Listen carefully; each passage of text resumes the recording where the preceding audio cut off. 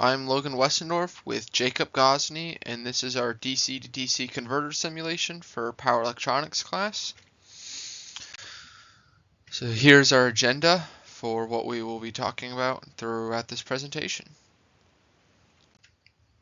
So kind of the goal we wanted to accomplish with this project was we decided to make a DC to DC converter, and we chose a set of specifications to meet for that converter.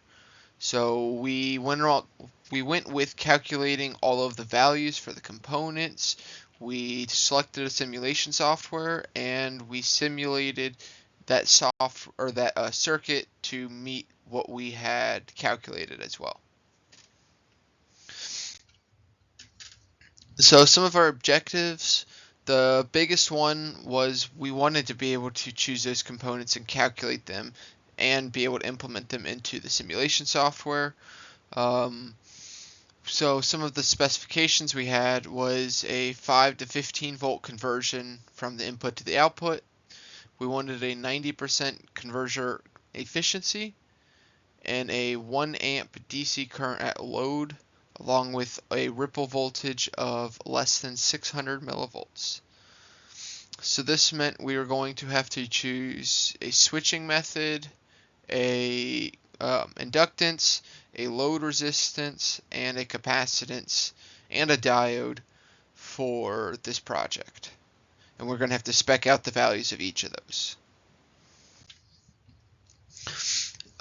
Why we decided to do the DC-DC converter was because that was what me and him both had the most experience doing.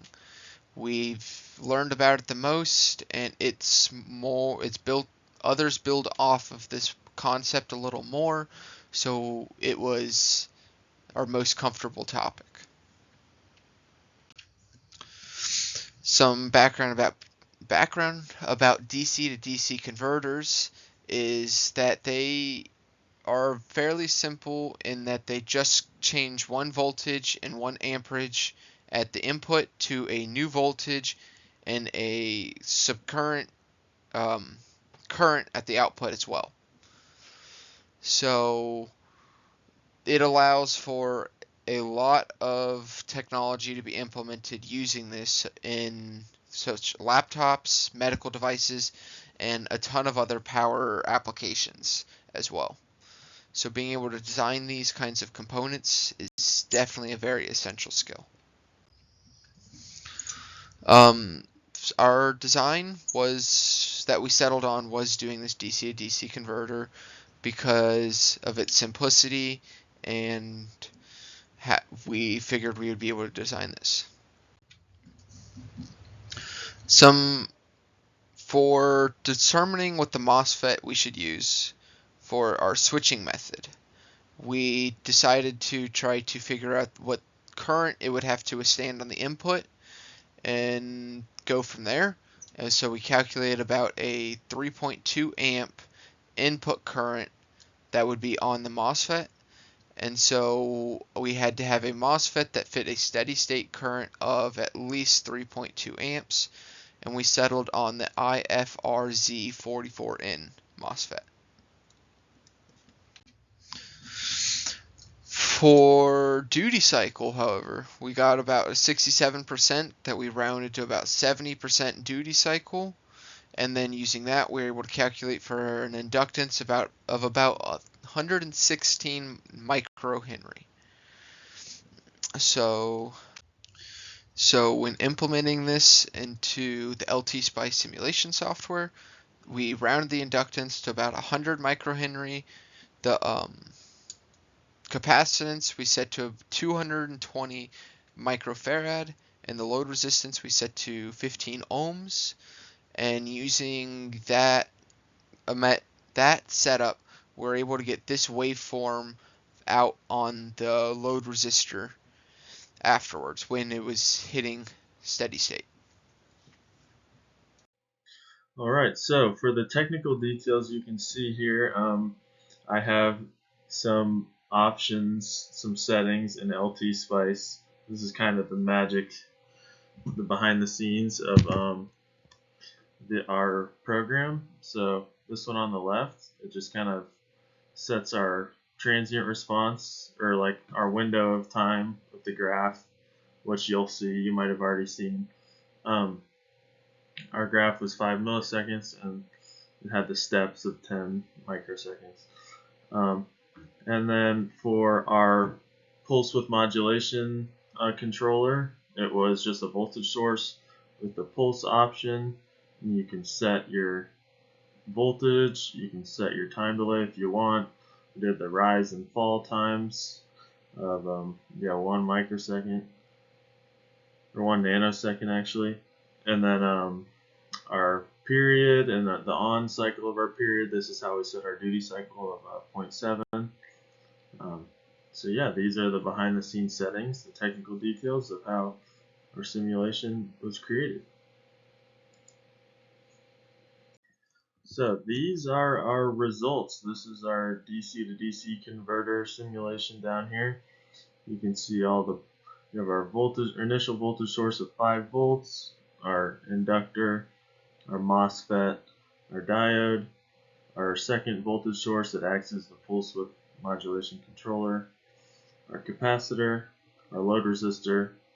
You can see the pulse settings right here, so it has a 0.7 duty cycle, and this setting down here sets up this graph that we have, this nice graph. It shows our transient response. Around 5 milliseconds is when it gets up to 15 volts. And yeah, pretty clean simulation. Not too many issues, very clean. So some discussion points about our simulation. The voltage source, the pulse setting made the PWM, pulse width modulation, a lot simpler than we initially expected. It, as a simulation, it works perfectly. I'm sure we'd have a lot more issues with the prototype, but simulation was very simple. And you saw the transient response was about 5 milliseconds in the graph. LT Spice made it very simple to simulate the specific components, like the specific MOSFET we needed. It acted as it should have, and also the diode. It made the conversion from 5 to 15 volts very, very well, very good, very simple. And then and as you saw the graph, it was very clean, very easy to see the results. So yeah. As for our objectives, we hit every one that we needed to. We chose ample converter components. Otherwise, our calculations wouldn't have made sense, which we made the correct calculations based off of those components. And then we created a working simulation, as you saw on the results page. And as you saw with the graph, our converter converts 5 volts to 15 volts with 90% efficiency, 1 amp max load current, and less than 600 millivolt ripple voltage, which you could also see a lot more into the details of the calculations and our current and ripple voltages in our report. So this was our timeline. This was in our proposal and our final report. We started April 1st. We started with our proposal, and we had to choose our MOSFET. We took some time with that one, did some research along with the diode, and then our calculations took quite a while. Had to refresh our memory on how to make calculations for DC to DC converters, and just refresh our knowledge on those and find the right equations that we needed. And then we worked on our simulation as well as our calculations to kind of overlap a little bit. We did both of those. And then lastly, we've been working on our report and our final presentation. So some next steps for us, if we were given the opportunity to continue this project, would be to prototype this design and see the real world challenges of power electronics. I'm sure it would be very more in-depth, especially on the control side of things, and you learn a lot, but I'm sure it would also take a lot of time that we don't necessarily have. Also, we would want to see if our design, what it could apply to. Like, we saw all of the things that DC to DC converters apply to in class and in our proposal. And we could see if it could be marketable if we did more research and got into it more. We could see if we could make some changes in the industry, which would be very awesome.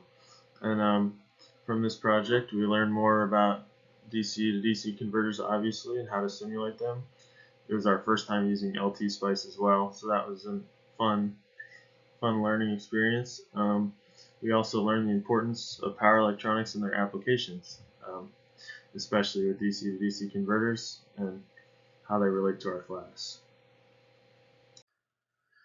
In conclusion, we designed and simulated a model of a DC to DC converter. The design of the DC to DC converter meets our required specifications of 90% conversion efficiency, an average DC current of less than 1 amp, a ripple voltage of less than 600 millivolts, and a power supply with a 10% tolerance.